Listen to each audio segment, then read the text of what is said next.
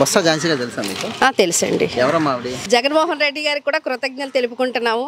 ఒక బీసీ మహిళగా మాకు ఎంపీగా ఇచ్చినందుకు మేమంతా మహిళలంతా హర్షం వ్యక్తం చేస్తున్నాము. మేమంతా కలిసి ఆమె దగ్గరికి వెళ్ళాలనుకుంటున్నాము కూడా. గతంలో ఈ కాన్స్టిట్యున్సీ తీసుకుంటే అందరూ కూడా కొంచెం పెద్ద కమ్యూనిటీ వాళ్ళే పరిపాలించారు, అంతా చేస్తున్నారు. ఇప్పుడు కొత్తగా బీసీ మహిళలు పెట్టడం అనేది అంటే గెలుస్తారా అనేది ఒక నమ్మకం ఉందమ్మా మీకు మహిళలుగా? జగన్ గారు మనకి మాట ఇచ్చారండి, బీసీలకే 54 రిజర్వేషన్లు ఇచ్చినందుకు ఇప్పుడు ఎంపీ స్థానాన్ని కూడా ఒక బీసీ మహిళగా ఇవ్వడానికి మేము ఎంతో హ్యాపీ అనిపిస్తుంది. బీసీలకి బాగా కూడా మాకు ఎన్నో సంక్షేమ పథకాలు కూడా బీసీలకే ఎక్కువగా ఇచ్చారండి. నేను బీసీ అండి, యాదవ్ కమ్యూనిటీ చెందిన వ్యక్తి. ఓకే.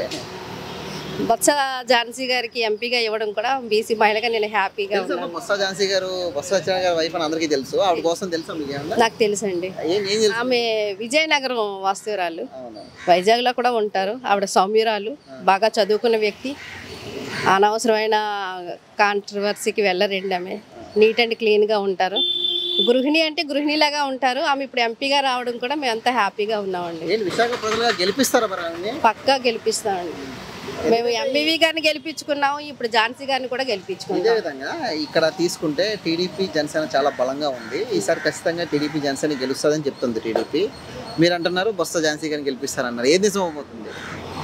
బొత్స ఝాన్సీ గారు గెలవడమే నిజం అండి, 100% నిజం.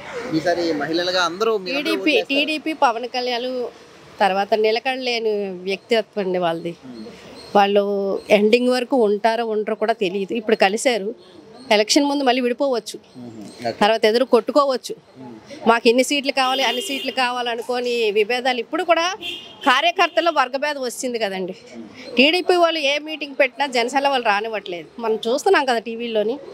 ఇక్కడ అలా కాదండి, మన జగన్మోహన్ రెడ్డి గారు ఒక్కరే సింగిల్గా వస్తున్నారు, సింహలా ఫైట్ చేస్తారు. మనకి ఎంపీని ఇక్కడ గెలిపించుకుంటాం, అలాగే మన ఎంబీవీ సత్యనారాయణ గారు కూడా ఎమ్మెల్యేగా గెలిపించుకుంటాం.